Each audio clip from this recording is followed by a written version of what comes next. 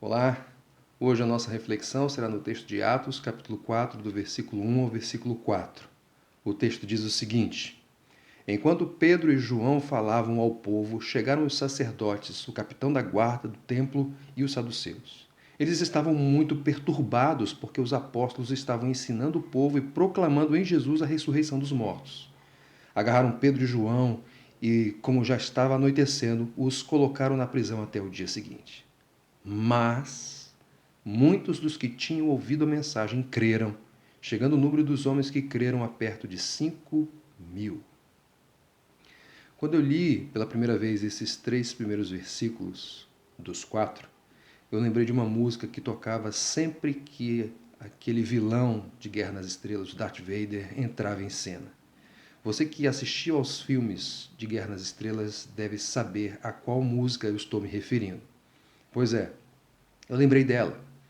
Lembrei dela porque aqui nesse texto nós temos, digamos assim, os mocinhos, os apóstolos, fazendo bem e esclarecendo a fonte daquele bem que foi realizado por eles.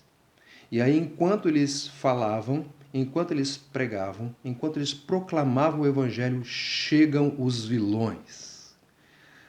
Os religiosos, os sacerdotes, o capitão da guarda do templo e os saduceus. Esse último grupo em especial, que era um grupo dentro do judaísmo, não cria na ressurreição. E olha só que coisa interessante, os apóstolos estavam ensinando e proclamando em Jesus a ressurreição dos mortos. Então, com certeza, esse foi mais um ponto da mensagem dos apóstolos que causou uma tremenda perturbação nos religiosos daquele tempo. Então, perturbados, certamente enfurecidos, eles tomaram os apóstolos e os prenderam. E a pergunta que nós devemos fazer é: qual foi o crime que eles cometeram? Nenhum. Eles fizeram o bem e estavam proclamando o evangelho de Cristo Jesus. Mas por fazerem isso, o que eles sofreram? Sofreram uma injustiça e foram levados para a prisão. Agora é muito interessante porque, embora os apóstolos estivessem presos, pelo menos durante aquela noite, o evangelho era livre. Enquanto os apóstolos, os proclamadores da mensagem, estavam sendo conduzidos, arrastados para a cela, o evangelho estava dando os seus frutos. No silêncio, sem que as pessoas vissem.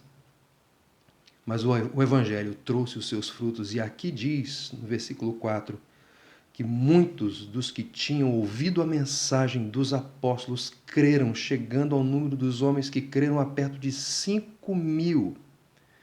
Uma pequena semente que foi lançada e que silenciosamente, sem que as autoridades religiosas daquele tempo vissem, produziu seu fruto, e um fruto abundante. Os pregadores podem ser presos, mas a mensagem é incontida. O que nós aprendemos com esse texto aqui, queridos, é, em primeiro lugar, todos aqueles que desejam viver piedosamente em Cristo Jesus serão perseguidos. É o que diz o texto de 2 Timóteo, capítulo 3, verso 12. Todos os que desejam viver piedosamente em Cristo Jesus serão perseguidos.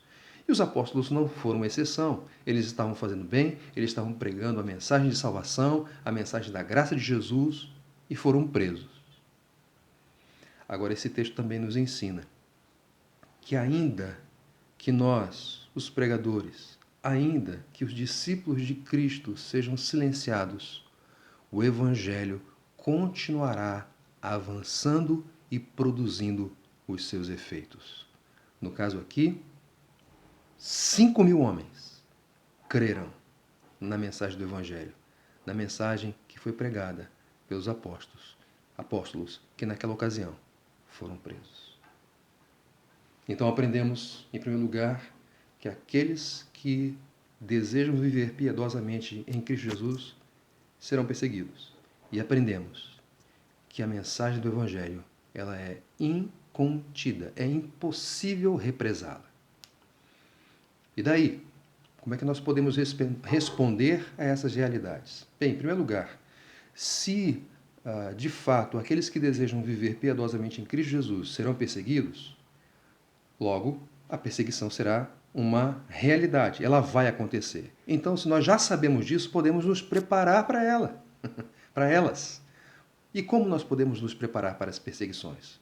Pedindo ao Senhor, clamando ao Senhor que nos prepare e que nos ajude para quando elas chegarem, nós não pequemos, mas pelo contrário, sejamos modelo da atitude de Jesus, mesmo em meio às perseguições.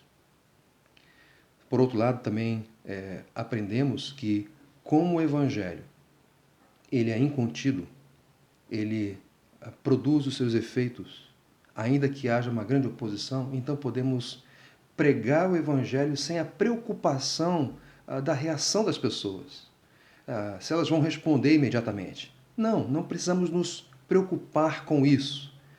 Preguemos, proclamemos o Evangelho, lancemos a semente.